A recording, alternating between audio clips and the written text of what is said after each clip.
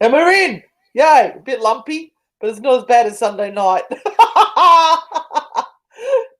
How are we, everyone? Welcome to this week's episode of the ABC of Paranormal Strangeness.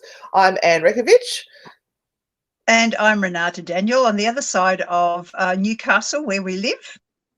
And I saw a post come up about a news item that appeared in America, which was quite funny because there was this lovely broadcaster on air, and she was talking about the numbers that are in Australia at the moment with COVID, and laughing at the fact that Canberra, I think, decided to do a severe lockdown because it had however many people suffering from COVID, and that Melbourne went into severe lockdown and curfew because they had an extra one person develop COVID within the last 24 hours.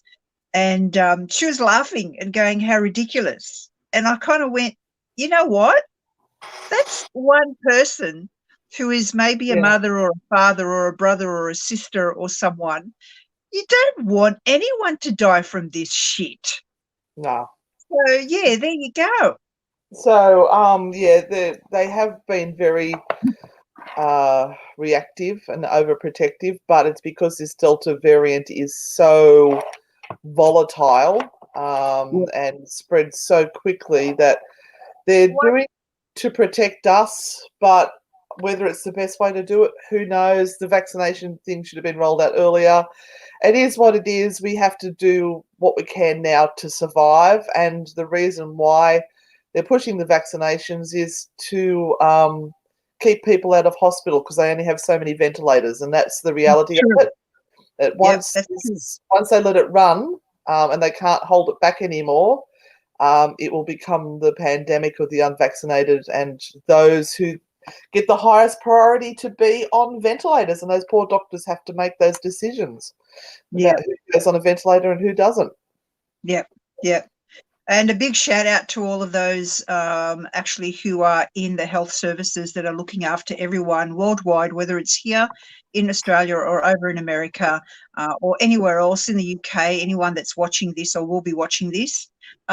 Big shout out to you all because you guys are doing a massively amazing job under the most horrific circumstances. So we appreciate every single one of you. Absolutely. Here, second that. Okay. So, let's tell everyone what's happened to us in the last week. Nothing. No, actually, we did. We had a little bit of excitement on Sunday night. We're on our 4th week of our Spooky Sundays on Newcastle Live Radio, and this was the first time they left us alone, wasn't it, Renata? It was, and that was a horrible decision, wasn't it? That was a mistake. As soon as our beautiful Bonnie left the building, we managed to absolutely duck it up really badly. We cut off a song. We had my voice coming across at some stage. Then we had the news play. Then the news played twice with an ad playing over the top. And we were in hysterics on the other side of the microphone. Yeah, hysterics, but also just so in fear. Yeah, it's terrifying because this is like professional radio, and we're so excited to be left on our own. Exactly, it was the spirits, and then we realised there was one song too many before the news, so we tried to cut it, and that's where all our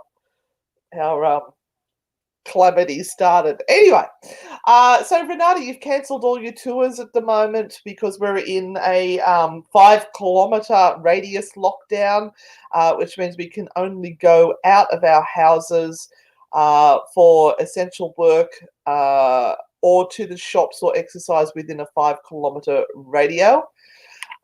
Yes, you didn't hear us swearing. Radius. Sorry. Jodie just said you didn't hear us swearing. That was a bonus. We were swearing off air. Oh, well, oh my God. So luckily, Renata and I still considered essential services, and we still get to go into the studio and record our shows and pre-record some stuff for other segments on Newcastle Live Radio. So that's where we're at the moment, and we are still recording our podcast every week and doing what we can. And we're uploading some old little clips and videos to keep things happening. So that's where we're at. Oh, and we've got don't forget, we've got these on sale now too. Yes, Oracle cards. Yes. This is about 6 months worth of work from the point of view of trying to work out how to do it. Happy birthday, Maxine! And so these dropped a week or two ago, and they are our Frightfully Good, Naughty and Nice Oracle cards, which speak the truth and don't put anything in a fluffy bunny suits. We just whack out the information and hope that you get something out of it.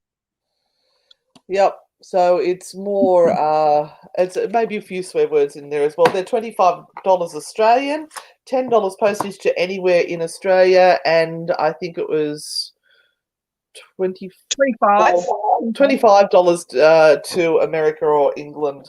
So just message us, just send us a private message and we can organise to get that to you. Oh, thank you, Beck. She's listened to all our podcasts and likes them, which is awesome. Well, thank you. All right. We've got the Skirrid Inn coming this week. I think I'm usually about a week or two in advance when I post something up, and then Anne says, it's not this week. Oh, Renata, you got the wrong one. Now, this week we are on the letter N, aren't we, for the ABC of Paranormal Strangeness? Yes. Now, before we kick off, I want you all to tell us where you're all from, because we love knowing that. What you can do, Irene, is you just pay it in Australian dollars via the PayPal invoice I send you. You can pay by credit card or PayPal. You don't have to have a PayPal account, and it will just work it out for you. So I'm just going to pop that in there, and I'm going to that there. So hopefully that... Oh, okay.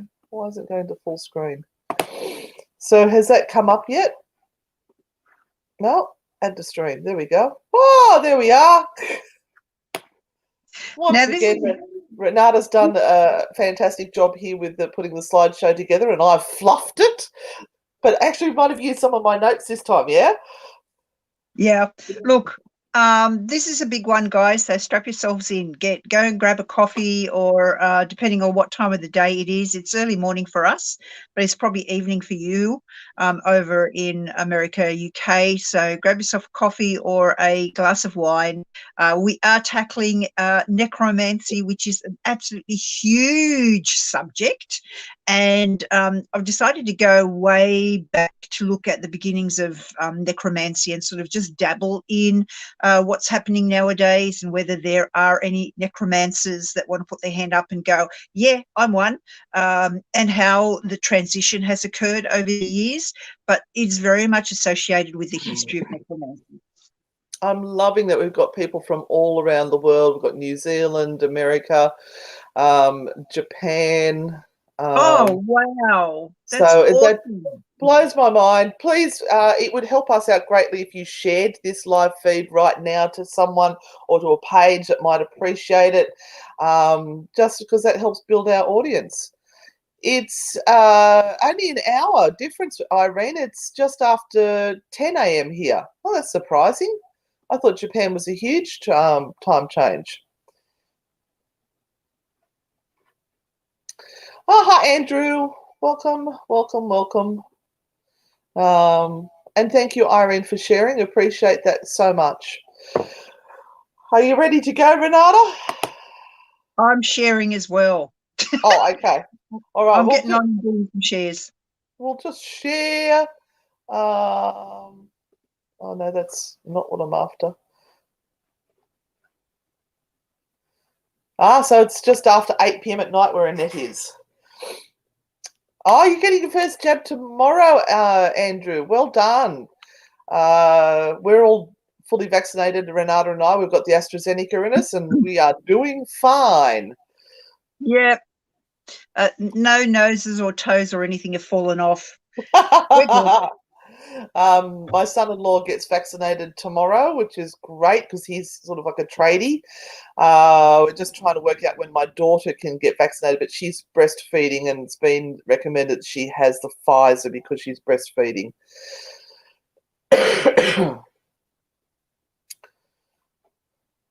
Okay, we're ready to go. All right, then. Let me get over onto here. So welcome to the ABC of Paranormal Strangeness with Anne and Renata, and we are looking at the topic of necromancy. Oh, you've done a special job, Anne. I have. I have. I'm so and good look, at bluffing. there is a really good reason for me to, and I talk about me because I did the main part of the slides with all the words. Yeah. And I know words can be quite distracting for some people, but it just helps me focus on the information. And with all the other stuff that we have to do, these slides take quite some time to create and put up. And just let me get the violin out for you. And it's just easier for me to read off the slide rather than to be looking down at notes. Just that's all I want to say.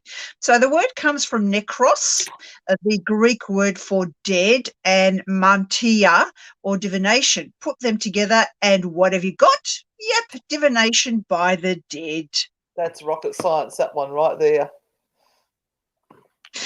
So necromancy is communication with the dead, usually in order to obtain insight into the future or to accomplish some otherwise impossible task. And let me just say that most ghost hunters, if not every single one, can actually put their hand up and say they are necromancers, because really, that's what we are doing. We are talking to dead people. Yep, love it. Love it. They don't complain a lot, do they? Oh, look, now Sandra's made a good point here. Having words on slides helps the hearing impaired as well, so don't apologise. Yes, absolutely. Well, you know, that was my real thought behind it all. Yeah, sure. I'll take that. Thank you so very, very much. So such activity was current in ancient times among the Assyrians, Babylonians, Egyptians, Greeks, Romans, and Etruscans. And in medieval Europe, it came to be associated with black or harmful or antisocial magic and was antisocial magic. condemned by the church. Yes, I practice antisocial magic. Woohoo! Yeah. So early necromancy was related to and most likely evolved from shamanism. Yep. And which calls upon spirits such as the ghosts of our ancestors. Classical necromancers addressed the dead in a mixture, I love this when I read this, a mixture of high-pitched squeaking and low droning, comparable to the trance state muttering of shamans. Would you like to give us a demonstration, Anne?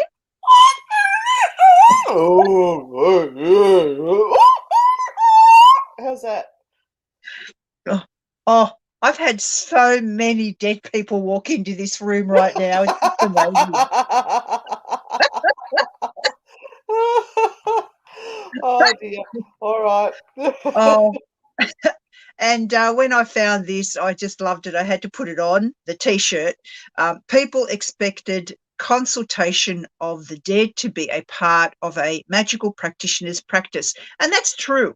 That's true. In the early days, if you were a magician or a sage, it was not the type of magic where you are an illusionist. It was about connecting you with your ancestors who had direct connection with the gods. And that was the most important thing to understand, that we looked at it from the point of view of us not having the ability to reach out and speak to the gods directly. We would use our dead ancestors to do that bidding for us. They would take the information to the gods, or they would bring the information from the gods to us. Peter But I said love that the that dog. T-shirt. I want that T-shirt. Peter just said the dog next door started howling at the noises I was making. That's true. So it appears in Homer's Odyssey when Odysseus heads to the underworld for information about his journey home, directed by the sorceress Circe. He uses a spell to speak to the spirits of the dead. And there she is, Circe. Circe is an enchantress and a minor goddess in Greek mythology. She's not too big, but yeah, important. And according to the Odyssey, he makes a drink for the ghosts, including animal blood. His necromantic rites must be carried out at the entrance to the underworld. The ritual draws the ghosts to drink the blood. When they do, Odysseus gets them to tell him the future. Oh, they're killing animals. I don't like that. The poor puppy dog's had its throat slit there. No, I'm not going to practice that sort of necromancy. No, well, we don't anymore, I hope. Most people. Just saying. Because that's not right. But yes, that's the biggest difference between necromancy from many hundreds of years ago and the next necromancy we practice now. The main difference is that we don't have to exhume the dead, and we don't have to kill anything to make the connection. We just pull out our spirit box and go, is there anyone there that wishes to speak? Does anyone want to talk to me? Yeah. So the Romans thought anyone who died of violent or untimely deaths were especially powerful in necromancy. Do you like my picture? I love it. Thank you. And necromancy arrived in European medieval magic via Arabic texts. Scholars translated these into Latin in the 12th and early 13th centuries. The word necromantia was sometimes used to translate the Arabic word for magic.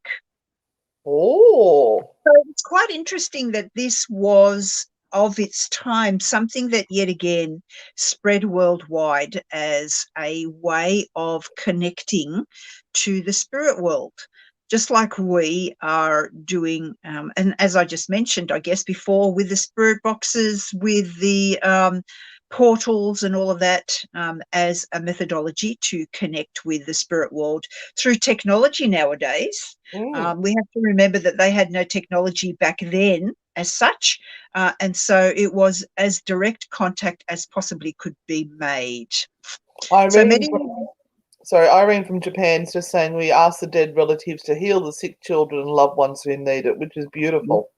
Absolutely. Absolutely. Medieval necromancy was a fusion of many practices.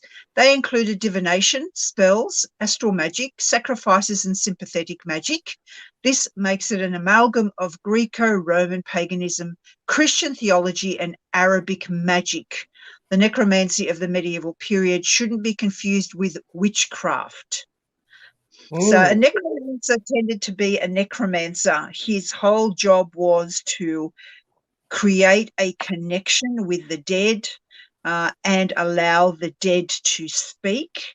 And he was the intermediary. It wasn't about him having the power per se to do it. He needed to make the connection.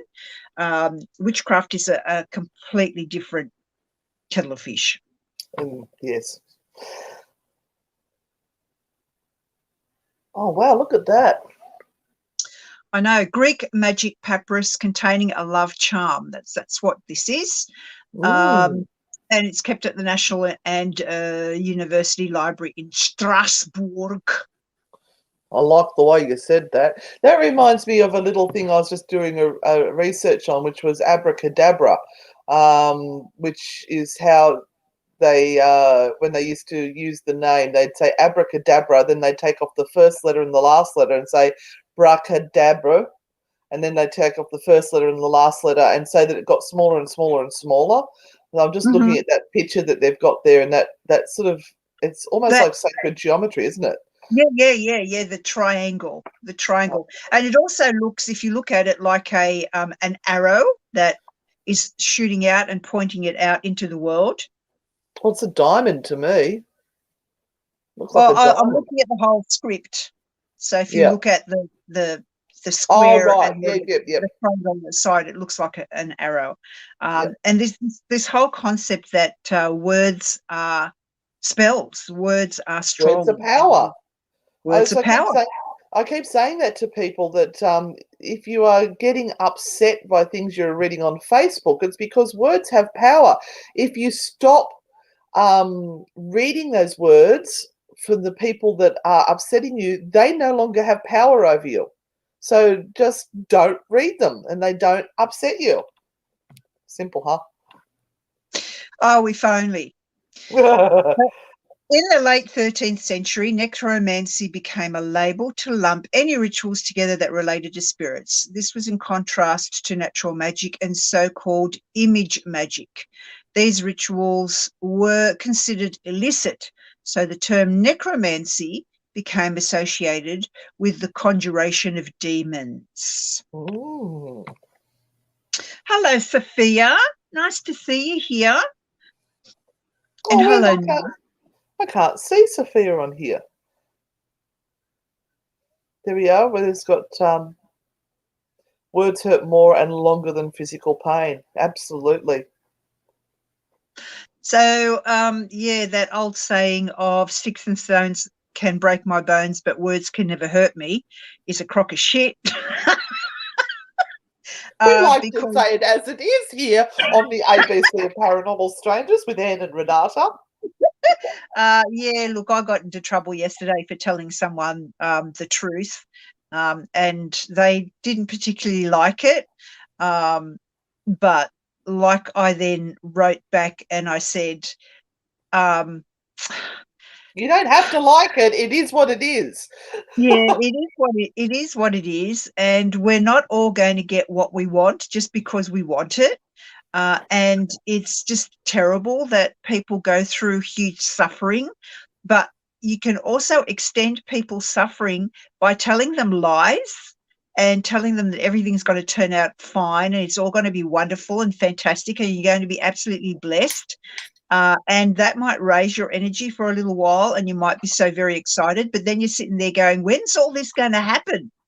And 20 years later, you're still waiting. So I think that's crap. But anyway, so necromancy was bad thanks to the theological view that the raising of the dead was a divine miracle beyond human influence. The spirits of the dead were recast then as demons. And practitioners apparently use demons to affect the will of others, uncover knowledge, and create illusions. They also use demons to move bodies to different locations very, very rapidly. And handbooks explained ways to find treasure, attract beautiful women, and conjure illusions like massive armies or battles.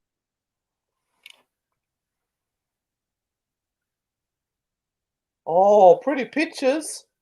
Yeah, that's the left is a picture, obviously, of a magician conjuring a demon, and on the right-hand side, you've got some symbols and sigils that were used in necromancy. So, despite what detractors claimed, necromancy didn't involve pacts with the devil. Practitioners actually invoked God, Jesus, and the angels, among others, to control whichever demons he summoned. The power to expect demonic obedience came from the power conferred upon him by God. Necromancy in this guise became heretical, but not devil worship. So we get from a point where no one really has any objections to people speaking with the dead and conjuring them up for information and influence, to a point when I think the religions, the established religions, kind of go, oh, hold on a minute. that's our jive. That's what we're supposed to be doing. So no one needs to have power at all. It's only us. And so they start to smear everything with this demonic overview. You're not supposed to be doing that. That is just a divine thing that belongs to the gods and their chosen people. And you cannot do that. And a shout out to Howard there from the Petri Dish, and also from, was it Swamp Talk? I think the other one is, who was also on the Paranormal United Network. Hi, Howard. There we go. Next slide. So there's an example of necromancy in the Bible. Yes, there is. Oh, it's Jesus, isn't it? And it's the Witch of Endor. But Jesus rose people from the dead. We won't mention that. No. So technically a necromancer, the Witch of Endor. Saul asked her to conjure up the prophet Samuel to get advice on dealing with the Philistines. So is that Saul, the movie that Saw? No? No. I know. So she does so, and Samuel issues a prophecy that Saul will die in battle the next day along with his army. He ends up rather distressed, and the witch feeds him before he leaves. His army's defeated and Saul commits suicide. So apparently it's one thing to consult the dead and quite another to listen to them.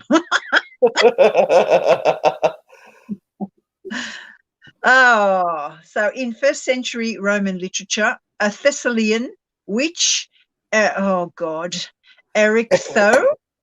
appears in Paracelsia by Lucan, which is well done, Renata.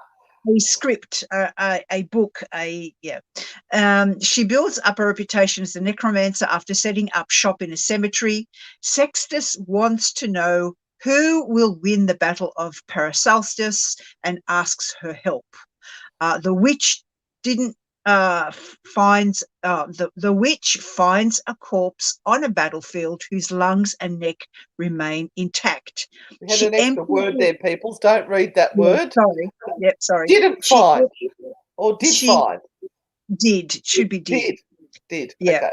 She empties it of organs and fills the body with a potion, according to Lucan's story. It contains snake skin, hyena flesh, and the foam from rabid dogs. She calls on Hermes, the messenger of the gods, and also the guide for the dead, and he helps her summon the corpse's spirit and reanimates his body. Our first zombie. Yeah. Sadly for Sextus, the outcome wasn't what he had hoped for. The spirit told him about the impending civil war and alerted him to his own death. Strangely, he still went ahead with the battle, just knowing the outcome was enough for him. Eryctho later appeared in Dante's Divine Comedy and Goethe's play Faust. It's possible many popular conceptions of necromancy come from this literary source. I think we're going to call him Eryctho. Okay? Eryctho. Maybe we won't have to say that word again. It's all right. Hopefully not. We've got some more words here. Oh, nice. Nicholas Emericus. There we go. There you are. Claimed all kinds of madness. It included baptizing images, praying to demons, fumigating severed heads, and burning animals and birds. That's the picture that I've got there over at the side. We've got a severed head that's got some nice smudge underneath it. So that was Kaifa. Yes, go on. Well, I'll translate for you. Trouble is, he burned the necromancy books after he read them. We have no way of knowing if the books actually contained any of this stuff. That said, I said it was there, so it was. Absolutely. If I say it's there, you just take my word for it, and it was there. We don't need proof, do we? No, we don't. And in a way, you'd kind of think, well, he created these magical spells and he didn't want anyone else to use them or have the power to use them, so he burns them. Yeah. And so Kai Kefa points out there also is no reason to think that Emericus made it up. Other texts appear to back it up. All right. And there he is. That's a real photo, people. There you know. So he was a Roman Catholic theologian. Oh, there you go. In medieval Spain. Oh, God. I've been listening to a podcast about the time when witches were burnt in Spain and France, and it's just horrific, absolutely horrific. Anyway, and he was the General Inquisitor. General of the Inquisition in the Crown of Aragon in the later half of the 14th century. He's best known for authoring the Directorium Inquisitorum.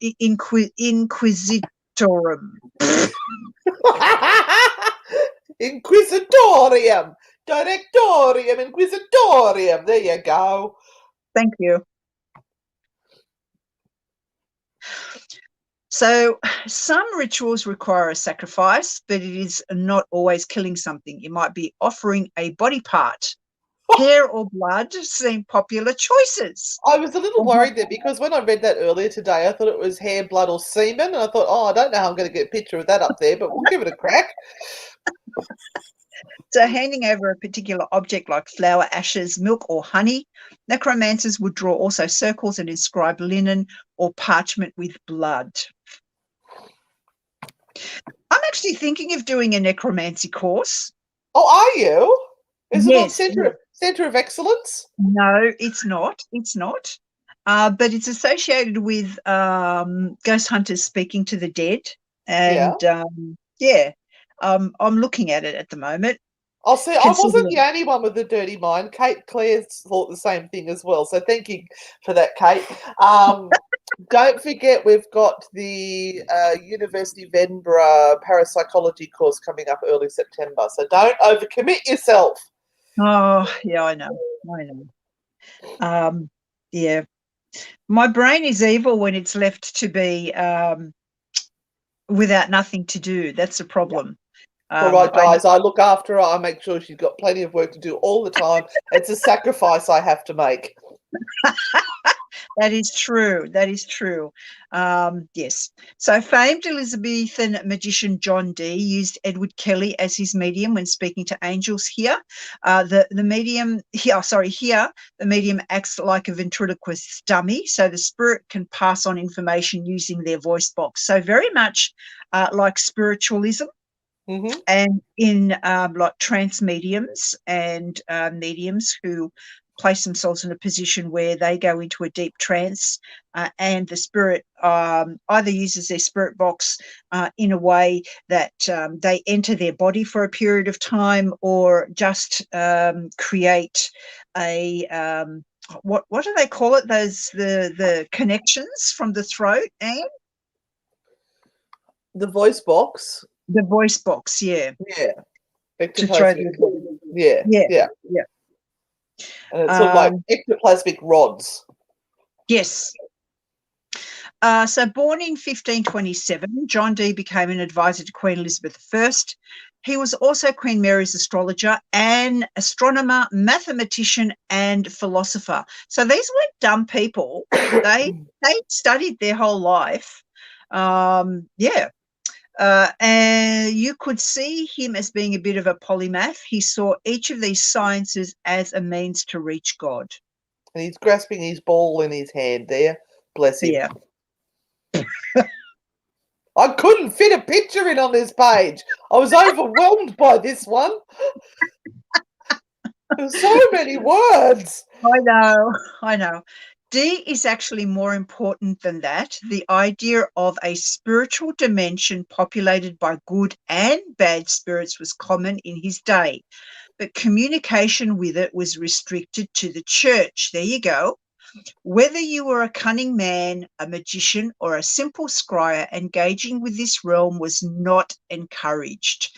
The fact that Dee did so and remained on exceptionally good terms with Elizabeth I is testament both to his tenacity and the fact that he treated his occult, I can't read the next bit. Oh, sorry. endeavours as a scientific enterprise. I just like Portable Trees comment, why do they all look like Leonardo da Vinci? So one reason this learned magic survived was because of the Spanish Inquisition. They turned their attention away from these scholars, which were all men, by the way, and their focus fell instead on witchcraft and its largely female practitioners. Gee, was there a little bit of threat going on there or what? Burn all the women. We don't want them talking. Although they did burn some men as well. They did. Apparently, actually, in France, there was a period of time when it was mostly men, and mostly men were burned at the stake. It's interesting. There's a new podcast. I must put up the link for everyone to listen to. It's a history one more than anything, but they do delve into all of these particular areas, which is quite interesting. I think it's. Look, without saying, I'll put up the link for it, because if anyone is really interested in history and a really good podcast, this is an awesome podcast that I found. After the Renaissance, necromancy quietly disappears from many texts following the Enlightenment. The practice seems to have moved into other areas, such as spiritualism. The focus on summoning demons disappears, returning the spirits of the dead to necromancy by asking spirits questions. It becomes a form of divination again. It's not surprising that necromancy morphed into spiritualism in some quarters. The 19th century introduction of cremation in the Western world made resurrecting the body impossible. Erectos, literally Erictos. Okay. Literally, exploits became impossible. Spiritualism offered a cleaner alternative. Isn't that interesting how things that occurred actually changed things? Like, who would have thought that cremation would have been thought of as, one of the things that actually stopped the old style necromancy? But when you think about it, they burnt them, so you couldn't actually exhume a body. It makes sense. So they were talking actually about physically resurrecting these bodies like a zombie. Instead of the spirit or the essence of the person, they were thinking they're reanimating the actual spirit, Body. so to speak. Yeah, body. Sorry, I just got an alert at my front door. There are also cultures now that still exhume their relatives every couple of years and redress them and have a festival with them and then put them back in. Yep. So contemporary seances, channeling and spiritualism verge on necromancy when supposedly invoked spirits are asked to reveal future events or secret information. So necromancy practices still occur in Quimbanda, an African Brazilian religion. Bogdan Neogota also relates tales of people practicing the necromantic technique in 20th century Romania. We missed that when we went over there. We did. Imagine going to see a proper necromancer in Romania. We might have done it, but it was the day after we drunk Polinka, and we've got no memory of it. I would have remembered. That said, this form of necromancy is defined as talking to the dead. The divinatory aspect appears to have quietly disappeared. All right, we've got to crack on because we've still got a few slides to get through. Oh, look, they've got chickenpox. So this is this tribe that we were talking about. So, yeah, in Africa. So you'll be hard-pressed to find it in any New Age guide to Wicca. The love and light forms of modern spirituality tend to ignore it. There you go. Well,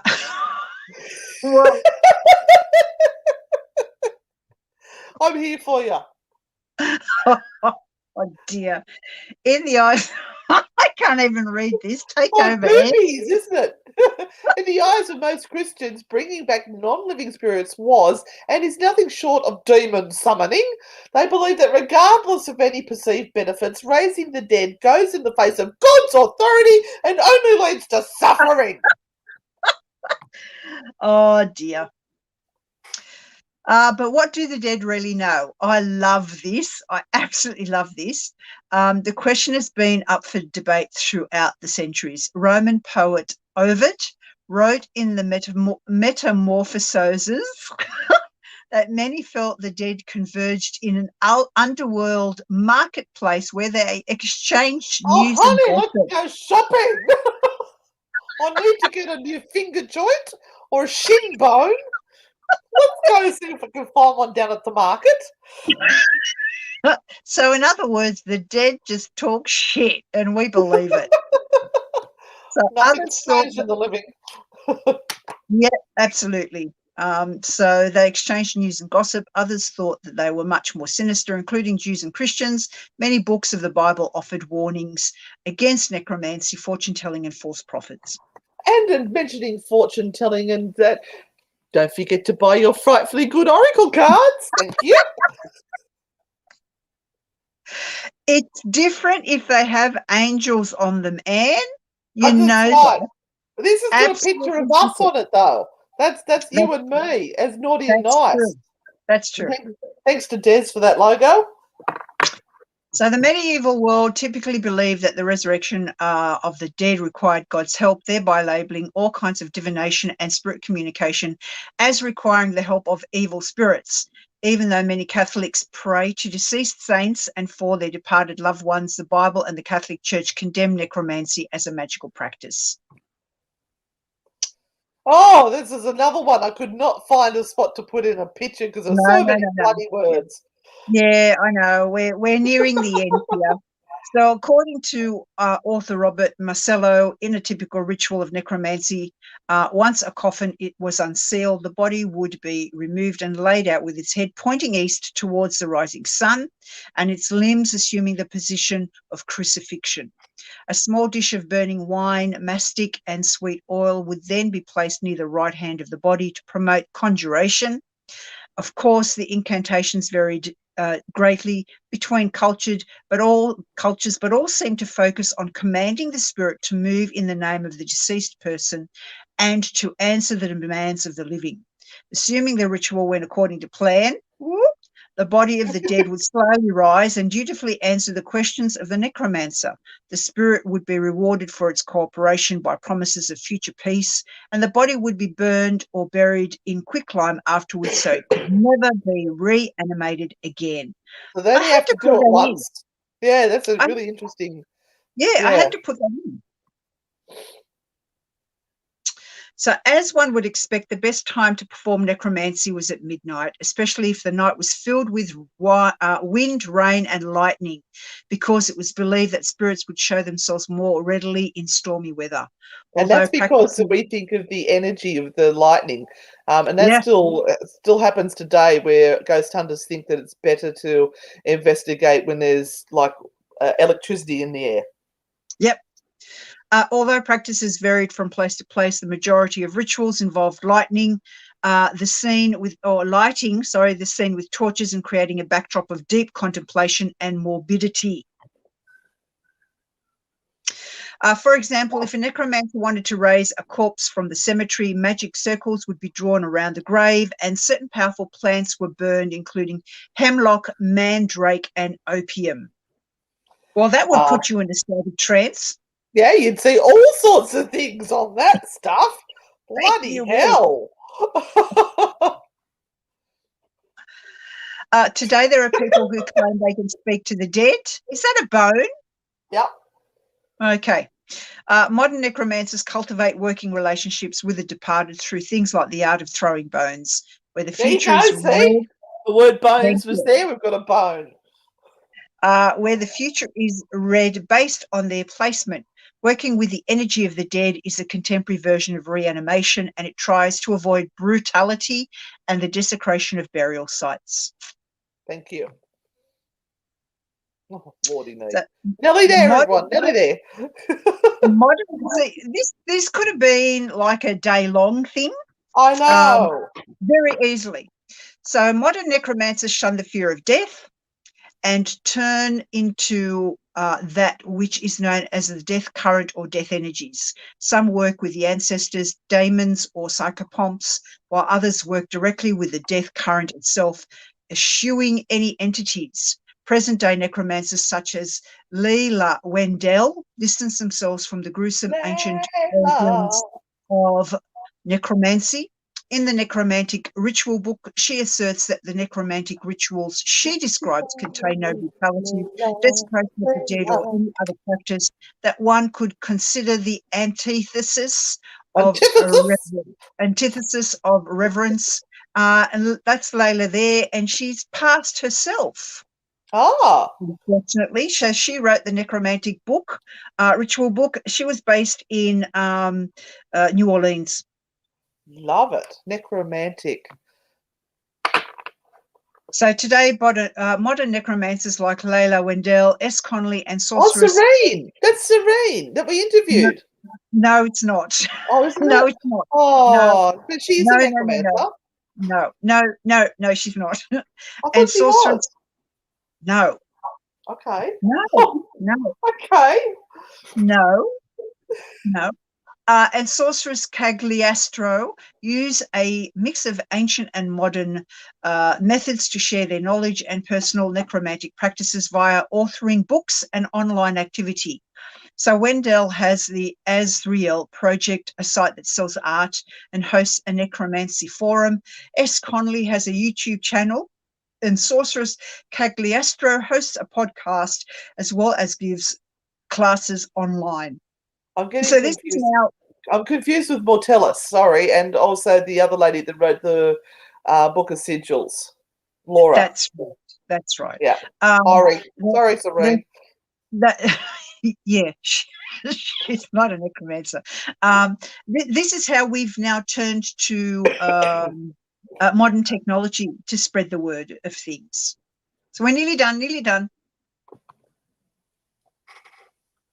So with the internet, one may legally obtain human remains instead of grave robbing, join forums to discuss the art and converse with other necromancers, take classes on necromancy online, listen to podcasts, find long out-of-print texts about necromancy to read, watch videos online discussing techniques, information, and make virtual shrines to ancestors and or psychopomps. Death sorcery is alive and well in this digital age. This is Serene, isn't it? No, it is not. Oh, God, I'll get it right eventually. Yeah, put it away. Yes. So this is the lovely lady that I found, and this is the course that I'm thinking of doing. Wow. So necromancy places the witch's feet firmly within liminality, a bridge between the physical world and the spirit world. From this position, we're able to compel and conjure, to heal and clear, to dispossess and cross over. This work we do benefits living and the dead as much as it benefits ourselves. That's awesome. Yeah, so this is complete. Anyone want a moment just to jot that down in case they were interested in doing that? So it's Lady, Lady, and then ALTHAEA.com. So you can find that on her website there. Okay. I have not done it, so I do not know how good it is, but I am thinking of doing it. It's completely online. I think it costs about $70 or something, and it could be interesting. Yeah. Yeah, and that's kind of the link that she puts up. Explore the surprising truth about necromancy. Her site's really interesting, actually. So are we travelling to New Orleans next year? If yes, are you going to the Haunted Voodoo Museum to participate in a seance? We were actually meant to go last year, and we were invited to go to Bloody Mary's seance for Halloween, but thank you, Rona. Won't talk about that. Hopefully, Rona willing, we will go next year, but we don't know. We just don't know at this stage. Anyway. So there are some more sources that I used just in case anyone is interested. There's some really good books that are available. The Witch's Book of the Dead by Christian Day is he's another fellow who is quite active in New Orleans and has a shop there. But yeah, there's just some more sources. Also, if anyone would like to ask a tarot question of Renata and myself on the naughty cards, now is the time to ask that question. We'll just pick one or two randomly because we're running out of time. Yeah, and thank you very much. Please subscribe to our YouTube channel, TikTok, and Insta pages. You'll find all of that under Anne and Renata. So all you need to do is really just Google Anne and Renata, and you will find all of that. Plus, also, we have a fabulous podcast that we do every week called the True Hauntings Podcast by Human Labs. So the producers are Human Labs, and you will find that on Spotify, YouTube, and everywhere that all good podcasts are heard, and that is the True Hauntings Podcast. Thank you, Renata. All right, I'll just pop that out. There we go. Danielle, how about a card for you? How about a card for us? What's happening in our future? Okay, Renata, what's happening in Renata's future? Oh, you know what? As a psychic reader, it's quite interesting how many times I do not want to pull a card. I don't want to know. Well, I've pulled one for us, my love. Yep. Darling, you'll always catch more flies with honey than vinegar.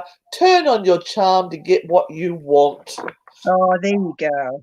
So stop being such a cow and start charming people. All right, Lily would like a card, please. Yep. Lily Salt. That's beautiful. Okay, and I've got this beautiful card today. So this is from one of the Paulina decks that I have. And this one was actually gifted to me by Mick and Vic, part of our team. Oh. It's a really gorgeous and pretty deck to use. And this Eight of Wands is kind of a real sign from the gods at the moment, if we're talking about necromancy, to just let it all go and just get going on one thing, Lily. So with all the things that are going through your mind at the moment, take one of them and run with that. Just go with one thing. Don't try and do everything all at once because your energy will be way too scattered. And the naughty cards are saying it's okay sometimes to want to head back to bed and hide under the covers. Take time out and listen to your heart. This is for all the people who sometimes just get overwhelmed by everything that's going on. But the thing is, don't stay there too long. Don't wallow in it. Allow yourself to have a little bit of time out, but then come back to the world. Yeah. How do you get a card? You just ask a question and we pick randomly. Catherine's asked here, what's your thoughts on if you should or shouldn't buy your own cards? Oh, please buy your own cards, for goodness sake. That is such it's such an old wives' tale, and it's associated with the fact that it's not about the cards themselves. It is about the information that is passed on, and it was passed on by word of mouth. So were the cards. The cards were gifted from one ancestor to another, or for one dedicated teacher to a dedicated student, and then the most important part would be the information was passed on. But nowadays there are like 5,000 different tarot decks and oracle decks, and you have to pick a deck that you really resonate with, that really speaks to you. Like so being given a deck that you hate and trying to work with it, it's not going to work. Pick your own cards. Okay, now I pulled a card for you, which is interesting, Catherine. It says, stop telling yourself the same old story. If things aren't working out the way you want them to, then you've got to do something about it. You can't keep doing the same thing and expecting different results. So change it up a bit.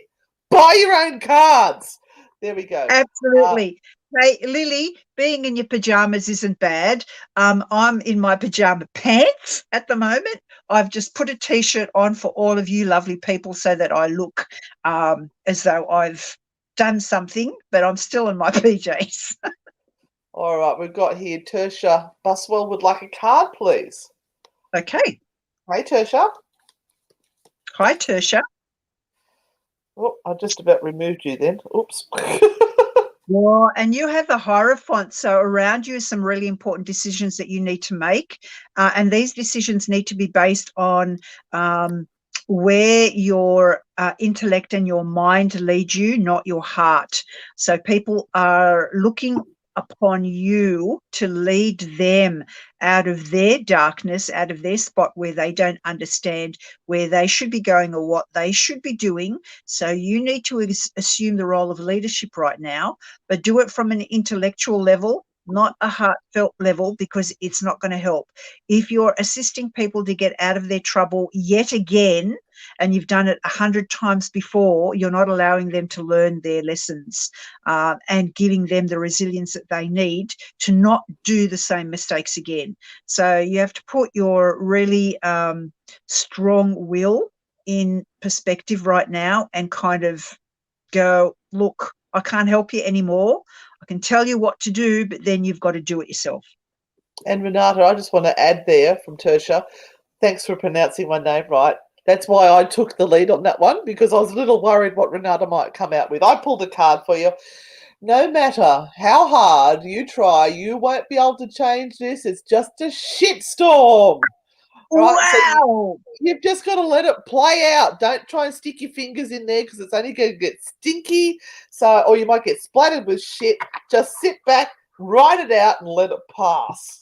I love these cards. They I love them so much. Yeah. Yeah. Corinne, hi, Corinne. All cards I've been given have been great. Ones that I've bought have been nothing but a deck of cards and useless. I strongly believe that cards should be given and not bought.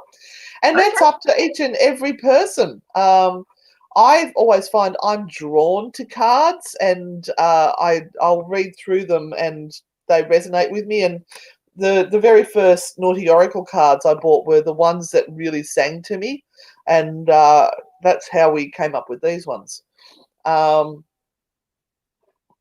Okay. Did we do this one? Facebook user. This might have to be our last one because we know we've got to get off.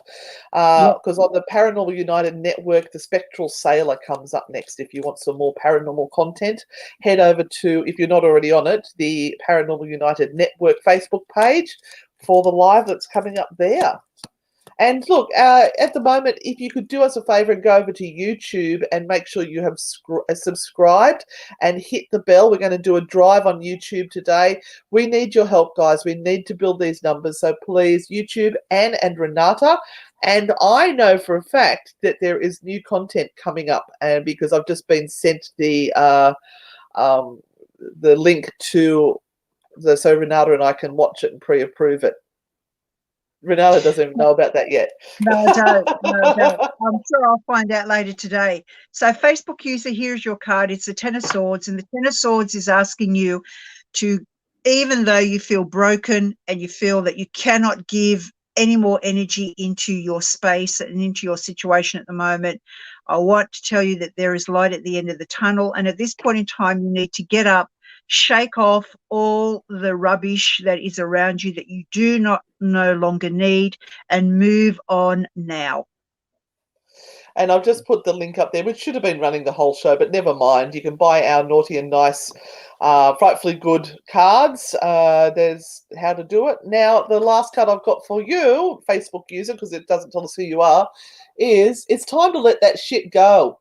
So if there's something... if there's something you're hanging on to and you just... It's causing you pain, it's causing you anxiety, just let it go. Put it out of your life. That you can't change it. Just let it go. Love from the Naughty Aunties. That's right, Lily. That's right. We should all just buy the Naughty and Nice ones.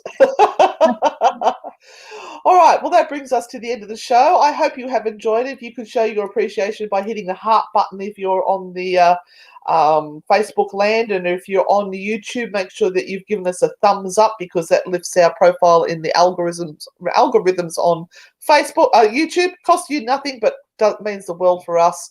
We will be back next week with the letter O. What are we doing for O? Oh, I don't know yet. Don't know. I don't think about that until I finished one.